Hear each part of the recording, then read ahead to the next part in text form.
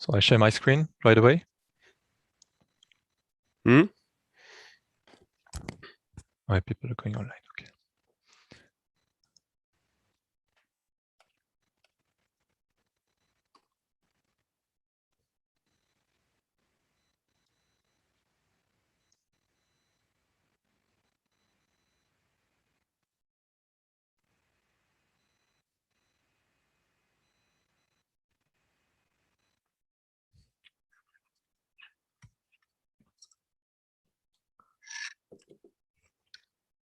Good morning, everybody. Good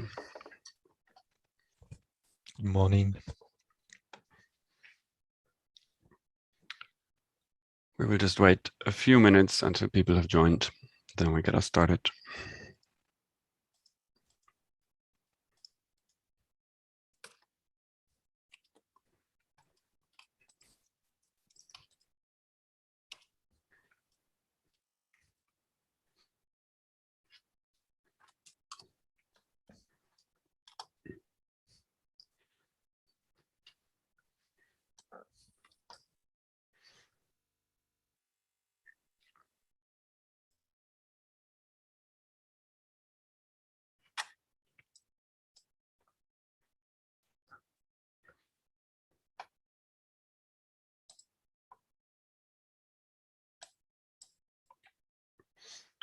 Good morning to the people who are joining.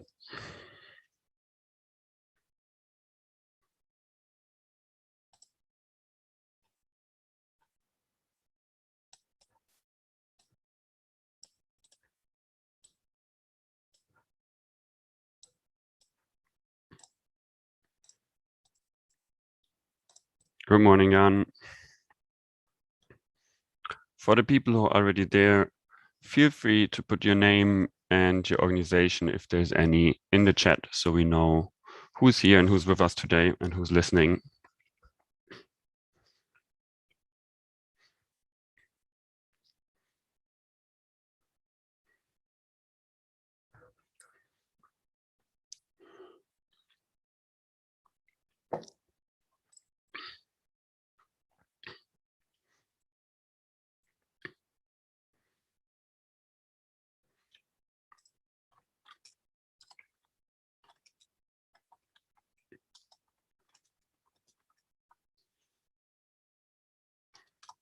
Good morning, Katharina.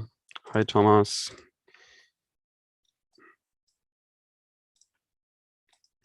Hello, Marcus. Good to have you here. Good morning, everyone. Hi, Marcus.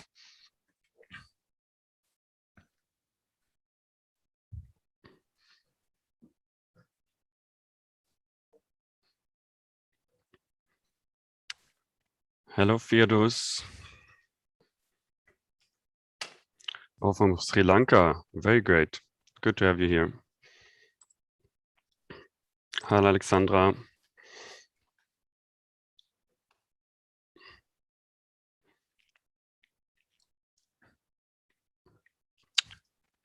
Okay, I will get started with the introduction as participants are still coming in. First of all, my name is Till Ehrmann. I am campaigner for Finance Watch, and I lead our work on fiscal policy. I will moderate you through today's event. You won't hear too much from me. My colleague Ludovic Sutter-Sorel will guide you through most of today's content. But I'm here for the in-between parts. This meeting today is recorded and live streamed, just for your information. You will be able to ask questions after each bigger block of content, and we will also have a question and answer session at the end. Feel free to write questions at the Q&A section of Zoom, or raise your hand after we ask for questions and I can unmute you, and you can also speak directly. Please try to be precise and short in your questions so that everybody has time to ask one.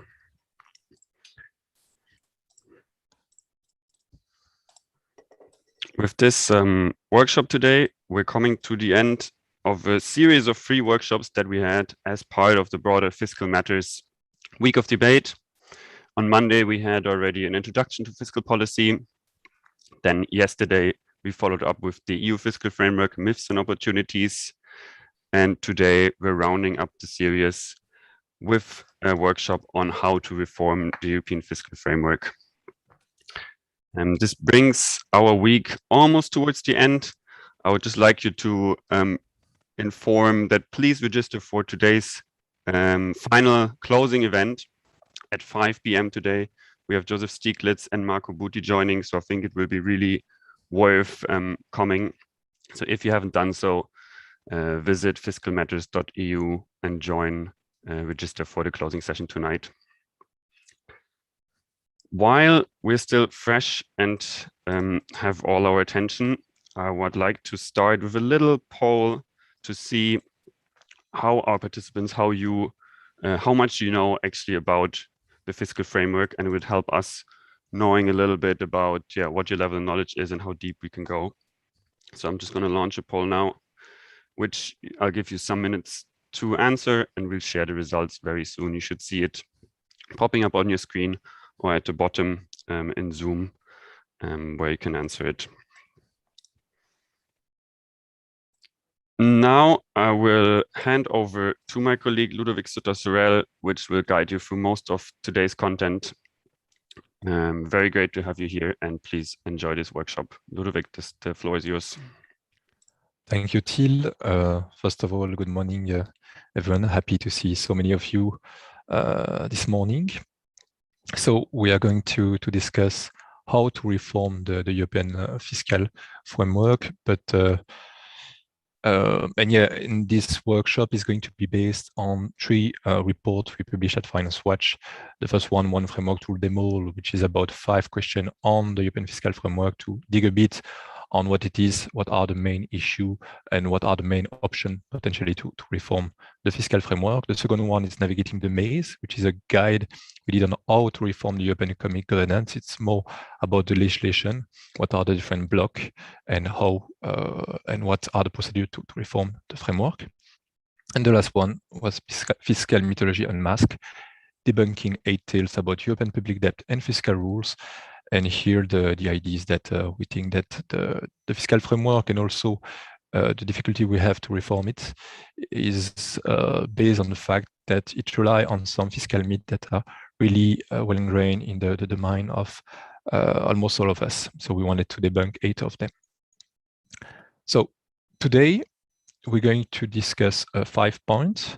4 really on the EU fiscal framework, but first I really wanted to, before digging on what is the EU fiscal framework, on what are the main legislative blocks, on what's wrong with the fiscal framework and how to reform the framework, just wanted to quickly go back to the first question, which is the name of our week of action and debates, which is why fiscal matters.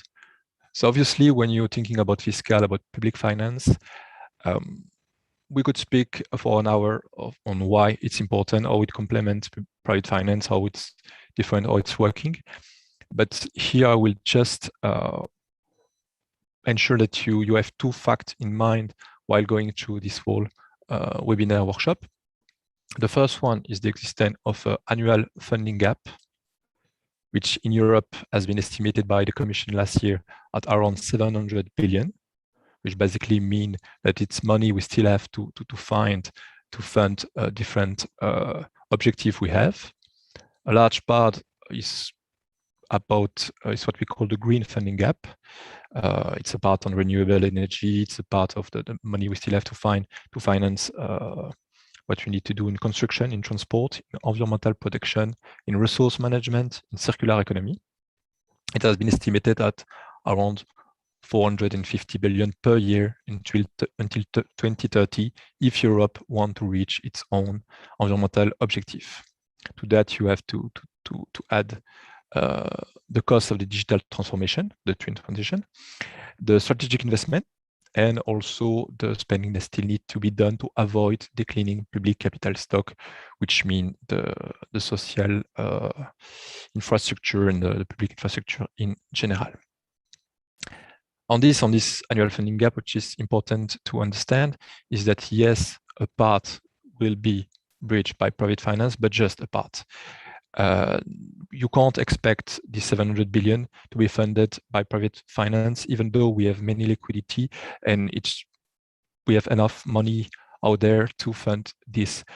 Just to give you an example, a recent study of McKinsey called Net Zero Europe shown that 60% of the necessary investment to be done before 2030 to transition to a Net Zero Europe do not have a viable business case. What does that mean?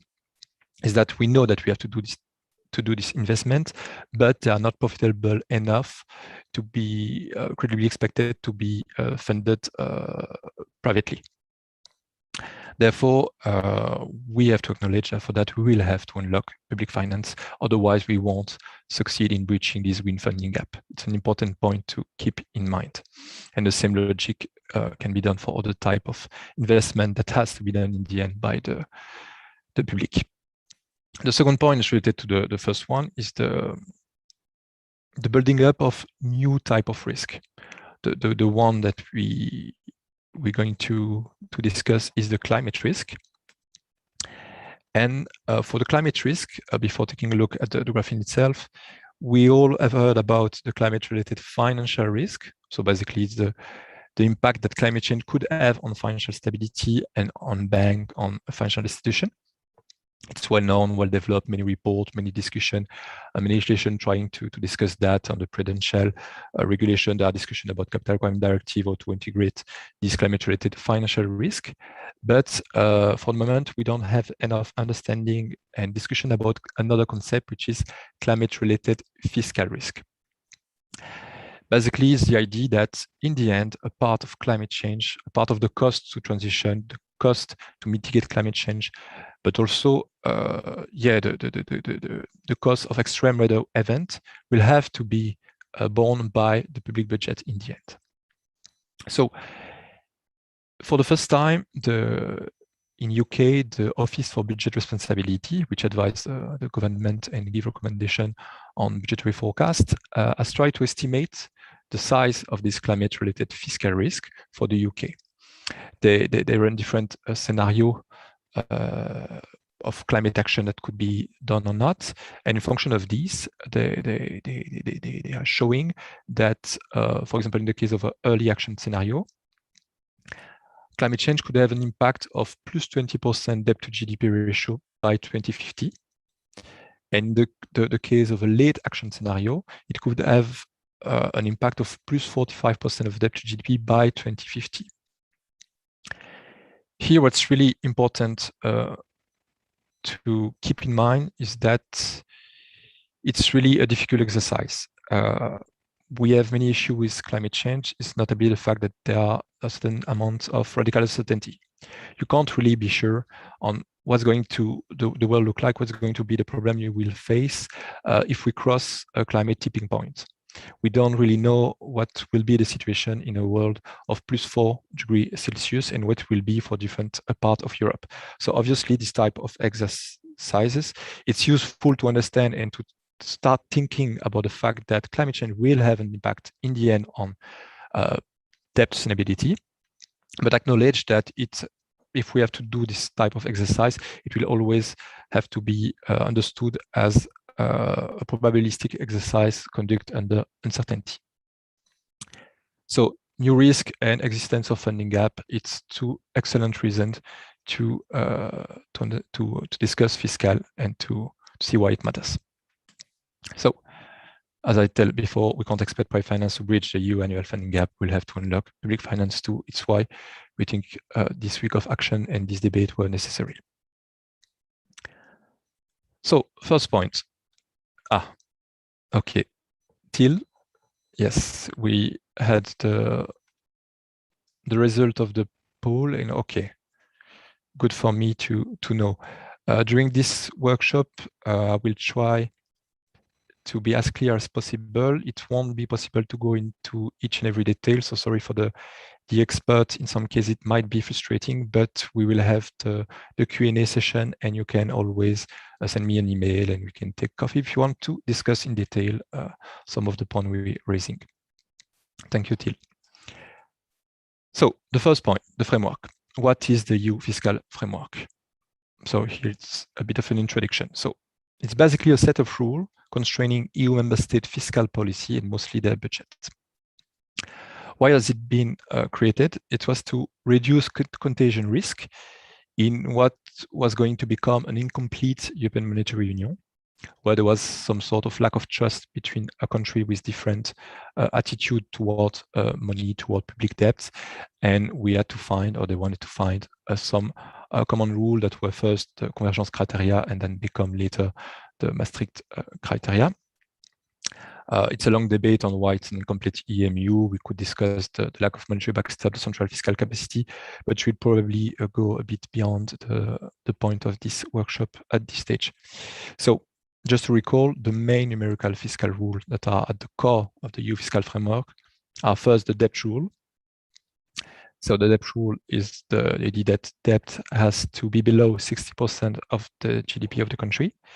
The deficit rule, which states that the deficit has to remain below 3% of the GDP, and what has been added in 2005, the structural deficit rule, that states that the structural deficit, which is the part of the deficit which is not related to the economic cycle, so to make it into words, part of spending a state could have is, for example, during a crisis, you have to spend more for unemployment benefits. This part, this is what we call the automatic stabilizer, won't be counted in the structural deficit rule, in the structural deficit, but will be counted in the deficit, different between both.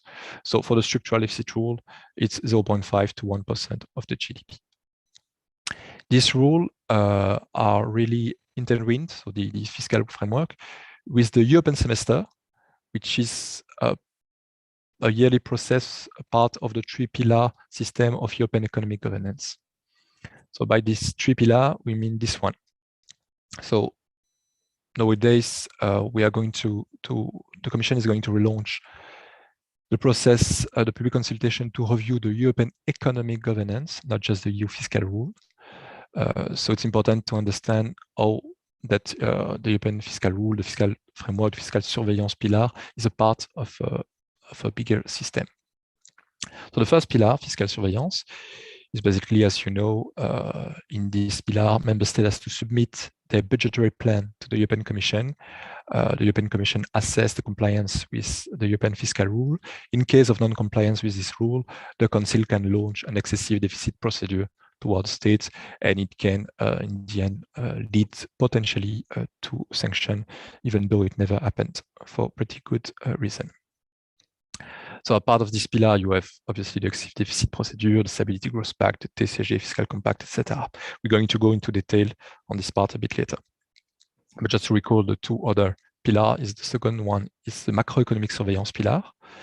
In this pillar, the European Commission monitors the build-up of macroeconomic imbalances that has been created after the Euro crisis, to monitor what's happening in different member states and to avoid having any surprise on some macroeconomic development, and also to try to prevent this type of excessive macroeconomic imbalances. It has a procedure, the macroeconomic imbalance procedure, which is related to this pillar. The third pillar is the socio-economic coordination. So as part of the yearly policy coordination cycle named the European semester, member states coordinate fiscal, so it's what we said about the pillar one, employment, but also economic policy. In the framework of this European semester, you have different steps where the member states interact with the Commission, with each other, to the Council, where the Parliament give opinion. The Commission analyze the situation of each country in national report. They made country-specific recommendation. Member states submit each year the fiscal plan, but also economic policy reform plans, what we call the national reform plan.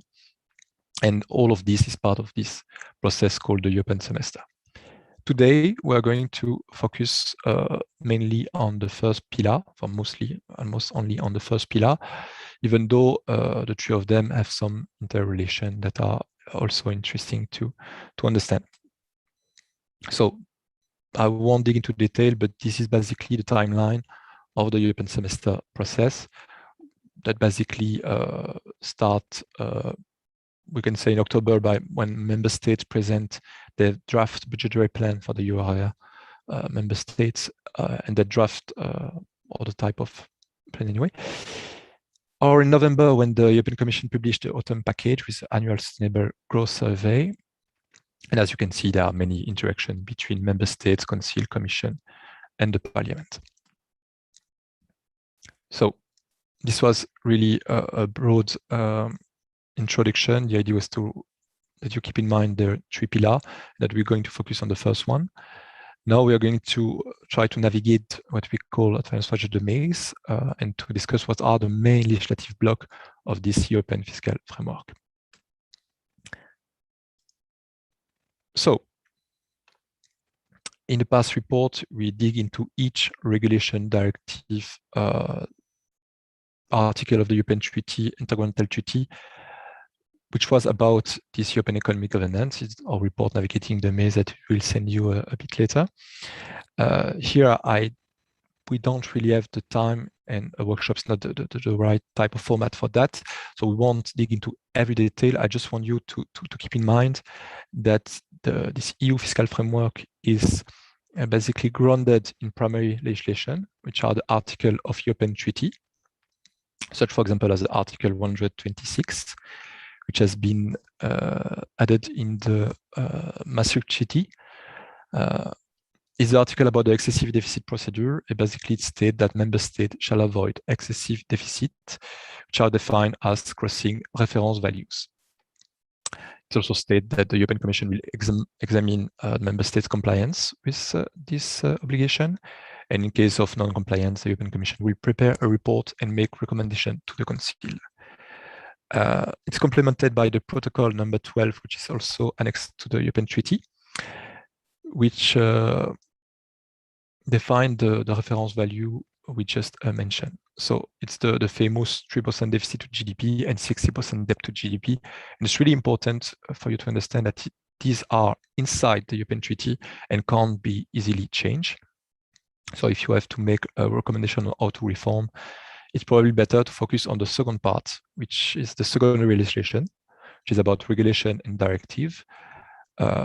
Same here, we won't dig into each and every detail, but happy to discuss a bit later.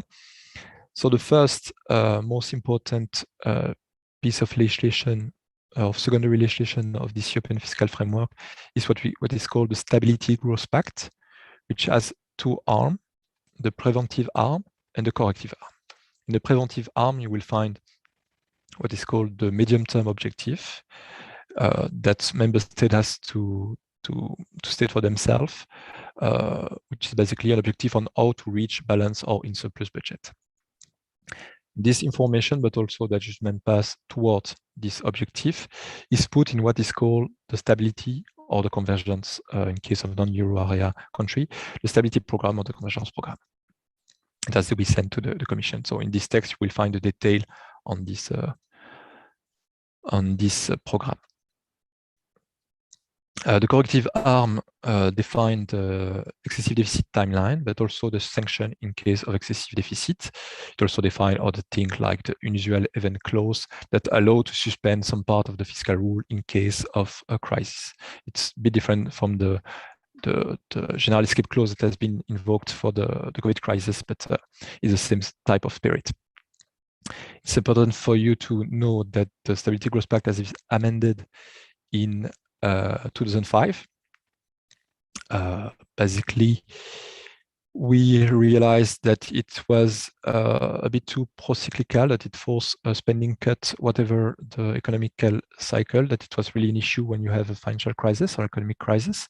And therefore, we decided to build and to add to the framework a structural deficit rule that I discuss a bit sooner. But also we added minimum adjustment path toward the structural deficit rule, but also other elements of flexibility. For example, structural reform clause that says that in case of some structural reform, member states can receive some leeway to go beyond the 3% limit or the limit of the structural deficit rule. Later, you add other reform of the Stability Growth Pact in 2011, 2013 as part of the 2-pack and the 6-pack package. One of the most important elements that you have to keep in mind is that we added a debt reduction benchmark, which basically states that when a country debt is beyond beyond 60% debt to GDP, this country has to reduce its stock of debt by 1/20th per year each year until it reaches 60%. The third part of this fiscal framework, it's an intergovernmental treaty, which is the TCG, in which the Title III Fiscal Compact require member states to include a tighter structural deficit rule in their own national legal framework, preferably their constitution, but also an automatic correction mechanism. So it makes even more complex the discussion about how to reform the fiscal rule, because some country has followed the example of Germany and have included in their own constitution a sort of debt break structural deficit rule. So here it's another way to present the same, but so just keep in mind that we have primary legislation, secondary legislation, intergovernmental treaty, but also extra-legislative and interpretative document, which, for example, is the case of the Code of Conduct related to the Stability Growth Pact, which is a document of 200 pages that gives detail on how to understand different parts of the EU fiscal framework, what to do, guidelines on the format and content of your draft budgetary plan or your stability and convergence program. Also detail on the flexibility, how to really interpret it, what has been put in the Stability Growth Pact. But also you have documents on how to calculate output gap, so basically how to assess where your economy is in the economic cycle, which can have an impact on the structural deficit rule. Today, we are going to focus mostly on these two elements, the secondary legislation and the extra legislative interpretative document. In this, we believe that a reform that would target everything will likely fail, will be difficult, but we think that some of these elements are more important than others, but we will discuss this at a later stage in this workshop. If you want to have more detail on this maze and the different elements, feel free to download or navigating the maze, and you will have 20 pages on the topic. So I don't know if you have any question at this stage or not.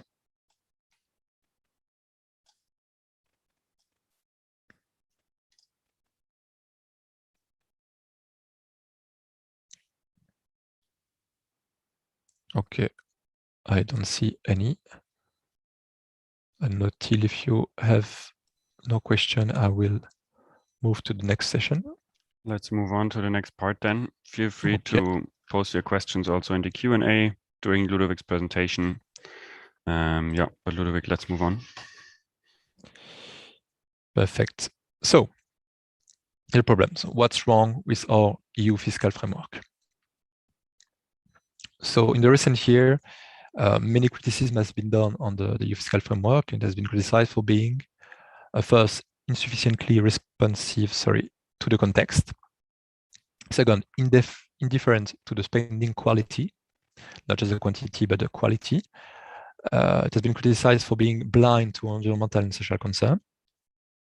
It has been also criticized for being asymmetric and to be overly complex. So I will try to guide you through these different criticisms. So the first one, the fact that it's insufficiently responsive to the context. So as we already discussed before, in 2005, because we had some procyclicality concern, the fact that when you have economic crisis, the fiscal framework, Stability Growth Pact, still put pressure on yourself not to run any deficit and to cut your spending. And therefore, we decided to create a structural deficit rule to try to fix this problem. But meanwhile, this new rule, structural deficit rule, came on top of the general deficit rule of 3%, not instead of. So many persons are saying that, this makes the fiscal framework even tighter, while bringing a raft of measurement issue. Basically, it's really difficult to know precisely where you are in an economic cycle. There are some equation and long economic debates on how to calculate output gap, where you are in the economic cycle. and it has created some tension because a change in the way you calculate output gap can have a strong impact on what a member state can do and on the fact that it can or not run more deficit. So yeah, this structural deficit rule is really under a lot of criticism nowadays, and the Commission has some proposal, for at least the European Fiscal Board has some proposal on how to change the structural deficit rule. In the fiscal framework, we also had at the point different escape clause, the unusual event escape clause and the general escape clause. The general escape clause basically states that when you have an economic crisis that hit the euro, the European Union, some part of the fiscal rules can be put on ice. So, for example, the excessive deficit procedure, normally the Commission can't really launch an excessive deficit procedure when the general escape clause is activated. But still, it's only useful in some case, and it doesn't allow to take everything into account. The second point, the second criticism, is the fact that the EU fiscal framework would be indifferent to spending quality. So it's known for constraining the quantity of spending, but really doesn't really look into the quality of spending. So basically, what the spending is made for, what are the objective. Is it a spending for, I don't know, environmental protection for school, or is it a reckless spending? So in the framework, you have the debt reduction benchmark that states that you have to reduce by 1/20% your debt in excess of 60% each time every year. And in absence of any concern for the spending quality, in the absence of any special treatment, for example, for investment, incentivize undifferentiated reduction of government spending. And it has had an impact on the public investment level in Europe, as it is often politically easily to cut investment in new projects than to reduce spending, for example, in a wage of a teacher. Some flexibility has been added in the European fiscal framework for investment, but also for structural reform. But the problem with that is that the conditions are far too restrictive, which means that for these two rules taken all together, a member state can only have a leeway of 0.75% of GDP, so less than 1 point of GDP per year. There are other conditions, but just only this one can already make you understand why the investment clause is not sufficient to allow Europe to bridge the green funding gap. It's why we have some proposal and discussion about creating a green golden rule that would exclude climate-related investment and spending. It leads me to the third point, the fact that the framework is blind to environmental and social concern. So it's not totally true just because the European semester has evolved recently by the fact that the Commission added the monitoring of social trends and environmental trends. So first it was the social scoreboard with some information on on unemployment, on level of needs and different other social factors. And the fact that recently the European Commission also added a monitoring of the SDGs in the country report made by the Commission. But it's only monitoring. It's so these environmental social concerns are still secondary to fiscal. And why? Because fiscal and macroeconomic surveillance, so the pillar 1 and 2, they have binding procedure. So when the Commission make a country-specific recommendation, I don't know, to France, to Germany, to Italy, to reduce its excessive deficit, it's backed by the excessive deficit procedure. So there is it make this country-specific recommendation binding, but it's not the case for a socioeconomic or environmental recommendation, because in some case, when the Commission recommends to country, for example, to shift the tax burden from labor to environmental taxation. It has no legal basis to do so. So member state basically, in general, does not really follow the country specific condition made by the Commission. Meanwhile, these environmental and social concerns are important in the discussion about the EU fiscal framework and the European economic governance, because environmental and social sustainability are interconnected with long-term fiscal sustainability. As we have discussed in introduction, we now start to understand the existence of climate-related fiscal risk. The fact that climate change, if it's not mitigated, will have an impact in the long run on the stock of debt of each and every European country in each and every country in the world, and could therefore, if not mitigated well, have an impact on the long-term debt sustainability. So if you acknowledge that it's an important issue which is not only to be dealt by environmental minister, but also by economic and financial minister, you acknowledge that it has to have a stronger role in the European economic governance and the European fiscal framework. Another criticism that has been made to the European fiscal framework is that it's asymmetric, which means in the sense that the European fiscal framework can constrain deficit, can launch an excessive deficit procedure and force a country to reduce deficit, and you can force spending cut, therefore, but the fiscal framework is not equipped to force spending increase. In some cases, some European countries have a really excessive commercial surplus and a comfortable budgetary position, and they can decide just to keep this money aside or to just reduce debt stock and not to invest it. In some cases, it can create a downward spiral, reduce EU aggregate demands, and create deflationary pressure. And to fight this type of trends, we have no tool currently to fight this. And the last one is the fact that the framework is said to be overly complex. It's more than 10 regulation directives, several articles of the European Treaty, Annex Protocol. And there are always been in this EU fiscal framework tension between three principles: simplicity, adaptability, and enforceability. And it's true that in some cases, this additional complexity was needed to better adapt this EU fiscal framework to economic cycle, for the example of structural deficit rule. So if you want to go more into detail, you can you can download our one framework tool demo. There are more detail on all of this criticism. Do you have any question? We have a question from Isabel in the chat. Isabel, would you like to ask your question directly? I'm happy to give you to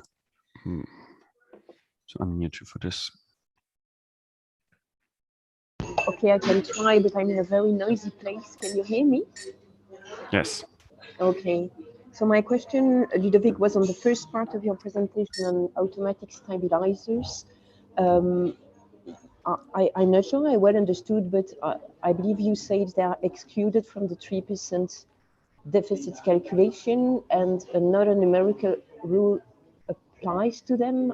I was wondering whether you could confirm that and say whether it's then still problematic with this third numerical rule, or if these spendings, which are mostly social spending, if I well understand, then are somehow allowed with enough flexibility.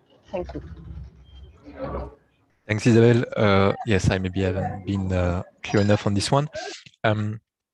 It's not excluded from the deficit rule, it's excluded from the structural deficit rule. The structural deficit rule doesn't look into your level of spending for unemployment benefit and this sort of thing. They are sort of excluded because it just rely on where you are on the economic cycle, which is not the case for the deficit rule, which is still an upper limit. Is there another question?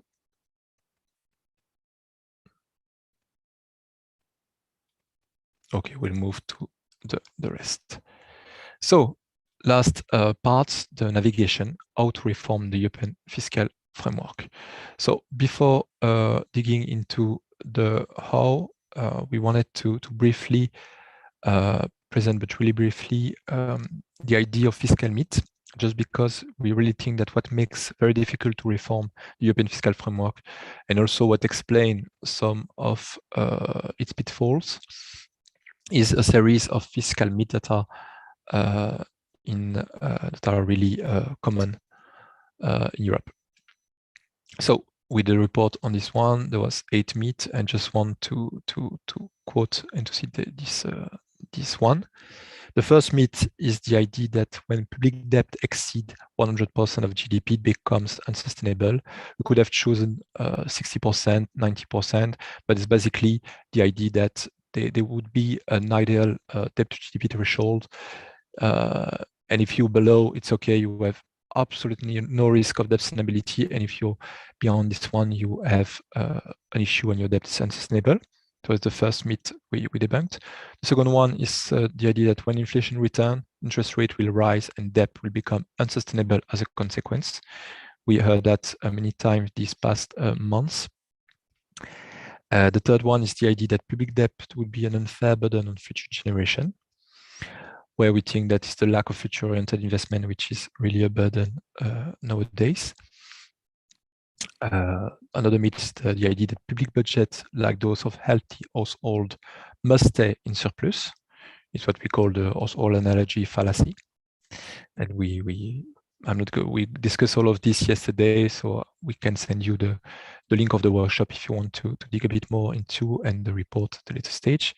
And the last two was the idea that numerical fiscal rules set economically sound limit to contract deficit bias of politicians. In this myth, we show that the 60% debt to GDP ratio has no economic ground. It was just the average of the EU public debt back in the day when it has been decided. And same for the 3%, was just usage it was just in use in France back in the day.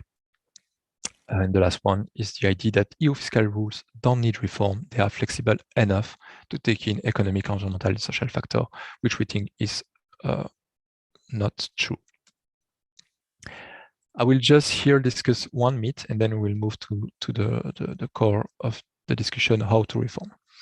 One myth is the idea that when public debt exceeds 1% of GDP, it becomes unsustainable.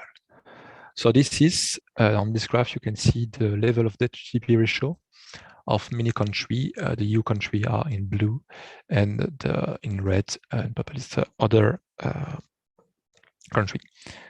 As you can see, Japan has 256% debt to GDP ratio, while Ukraine has 50%. What's interesting to keep in mind is that Japan has absolutely no issue to service its debts with a so high level. There is no risk, and no one thinks that there is a risk for Japan to have an issue to service its debt, while Ukraine in the 1992, if I remember well, has to restructure and has to basically default on a stock of debt of 40% of its own GDP. What we just want to plant the seed in your mind is that there are no real proper debt to GDP threshold that can really, there are no magical number that can ensure that your debt is sustainable. There are other factors, but if it's not the stock, which factor determines debt sustainability?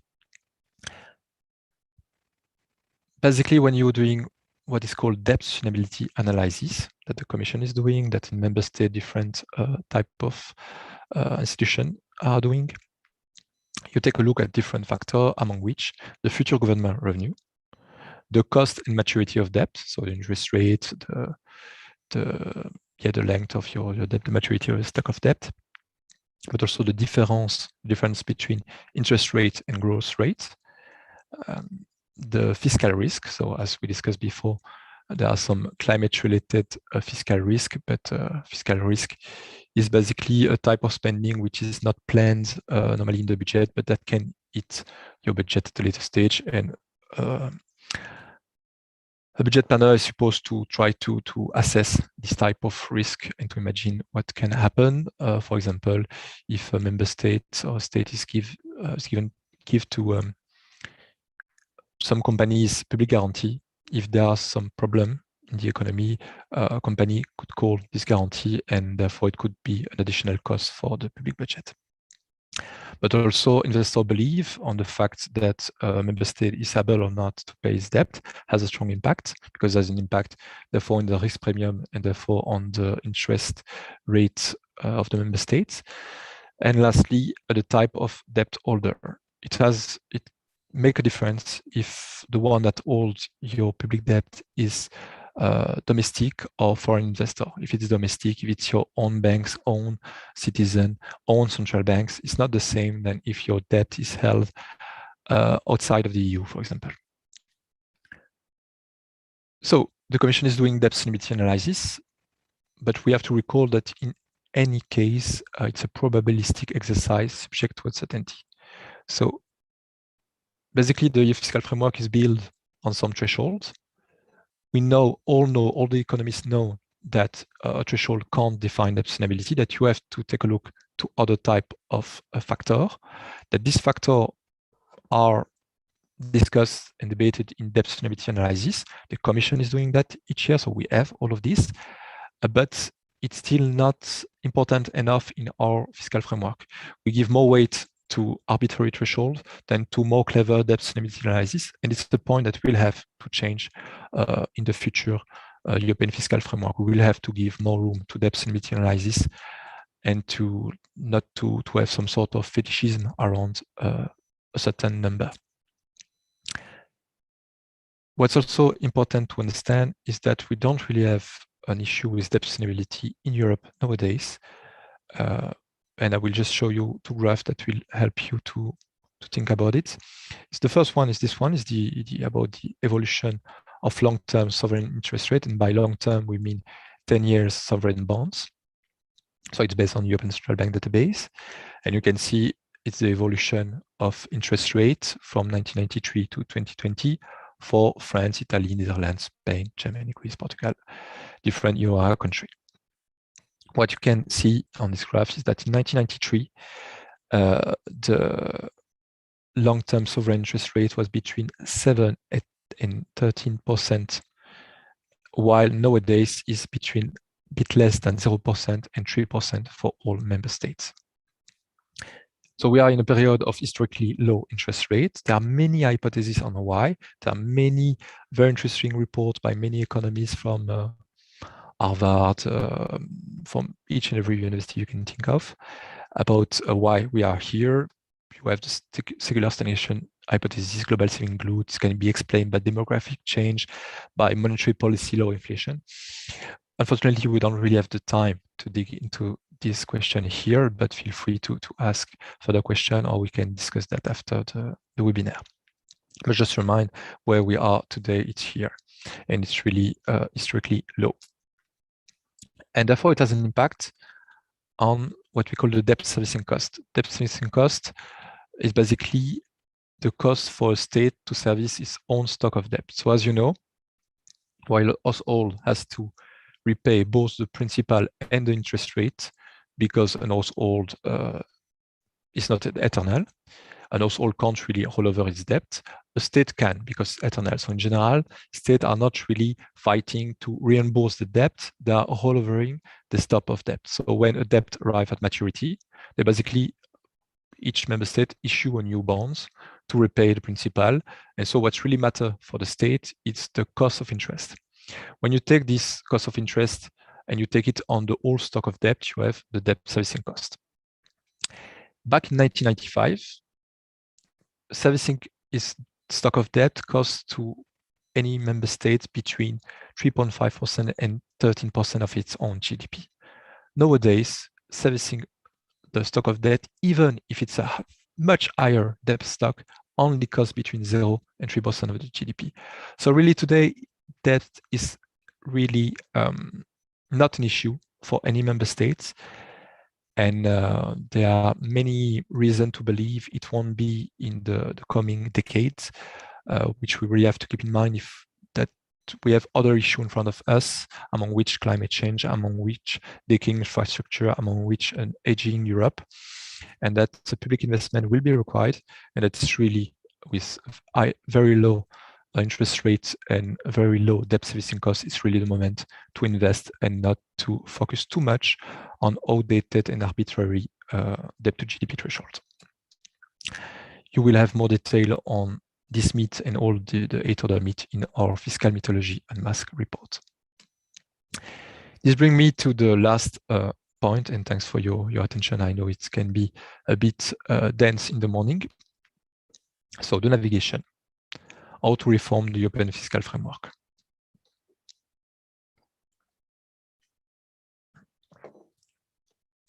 As you probably all know, for the moment, the European fiscal rules are frozen. It's because member states and the Commission invoked the general escape clause that allow to put them on ice. So we are in this step now.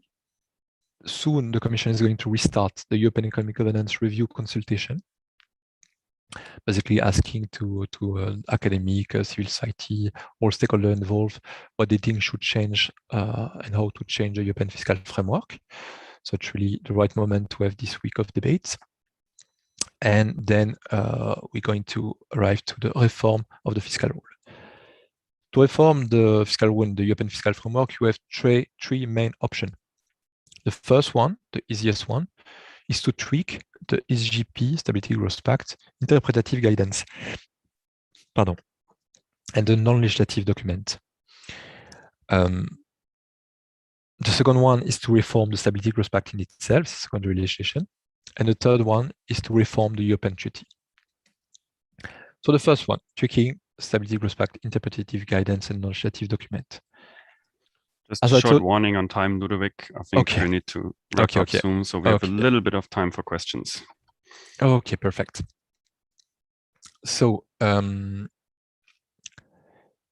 this interpretative guidance, you have some information on how to interpret different parts of the Stability Growth Pact, for example, the investment clause. And some people are thinking that you could just by tweaking this interpretative guidance ease some unnecessarily restrictive condition of the investment clause. Other person think that we should clarify the procedure for the different escape clause. And other proposal, for example, for member and friends from Designatskunst, there are some proposal to change how we calculate output gap, basically saying that it's a good way to release some pressure and to allow for more spending and investment. But we think that while it could be highly useful, it won't be enough to fix problem. So the second option is reforming the Stability Growth Pact, which is for us really the main objective.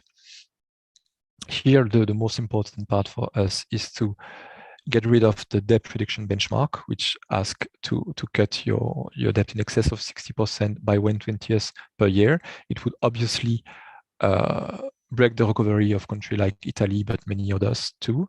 So it would be real problematic if we reactivate the debt reduction benchmark in 1 or 2 years. And there is a strong discussion to move to country-specific debt pathway that would be based on debt sustainability analysis. So either to have this rule for everyone to reduce your debt with the same amount, same level, we would do a more concrete and complete analysis of the debt situation of a country. So we would look at the 6 factors we discussed before in the midsection and see if one country has an issue. For example, they have a too high share of short-term debt. The country-specific debt pathway could be to reduce the short-term debt, but not the overall level of public debt because there are no issue on that. So this would allow this direction to be more precise and to have more clever rule. The second one is the investment clause. It's embedded in Stability Growth Pact. We could relax the conditionality right there and also create a green golden rule that would exclude climate-related investment and spending. Also, the Stability Convergence Program, which is basically the budgetary plan that member state has to submit to the Commission. It could be changed. We could say that it's not just about the quantity of spending, but that member state also should be more precise on the public spending quality, what they are spending on. And it could impact the transparency, the comparability among countries, the accountability about the spending quality. It's something that could be done. Also, the European semester could prioritize SDG-related investment and reform and not just not just monitor SDG and environmental trends, and the expenditure benchmark could receive a central role. It may be too technical to discuss it now. The last point, which is more difficult and long run, is to reform the European Treaty, where we could scrap or lax the 3% and 60% reference value, and where we could also better integrate sustainability imperative in the foundation of fiscal and socioeconomic pillar. So the first one, it's a really an easy option. It's a technical formality.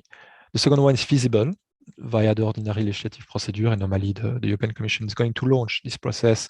So it's really the right moment to engage with the Commission on that before their own proposal. And the hard part is to reform the European Treaty via ordinary simplified revision procedure. But this required the unanimity, so it has not a lot of chance to happen anytime soon. So, question? Feel free if you have any. Let us know if anything was unclear. We're sorry we overrun a little bit in terms of time, but if you have any questions, feel free to also, we're very happy to stay on a little bit longer to answer them if there was anything unclear or anything should be clarified or specified. You can use the raise your hand tool. You can write it in the Q&A or in the chat. Just let us know.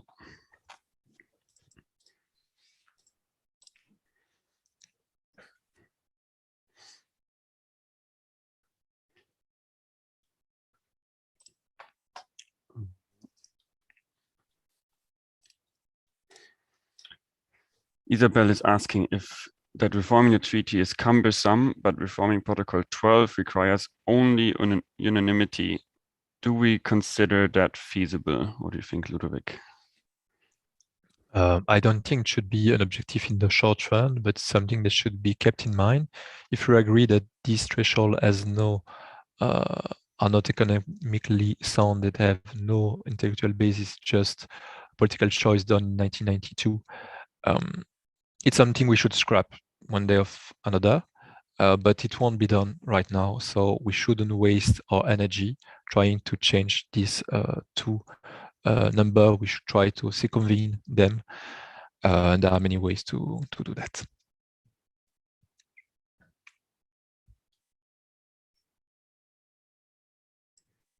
Thanks, Ludovic. Any other questions? If that is not the case, and maybe you feel a little bit overwhelmed by all the information, feel free to always come back to our website to look at the reports that Ludovic mentioned. Feel free to reach out to me or to Ludovic with any kind of questions. You find the contact information right there on the slide on our website as well. And of course, we will share the presentation after the webinar. And as a last reminder, please join our closing event tonight with Josef Stieglitz at 5 o'clock. I've posted a link in the chat for you to register. It would be really great to see many of you there. I think it will be really worth it to tune in. And if not, I thank you a lot for joining today. If you've joined any of the other events this week, thanks a lot. And please don't hesitate to reach out with any kind of questions. And have a really nice day. Thank you for joining, everybody. Thank you, Ludovic, for the presentation. Thanks.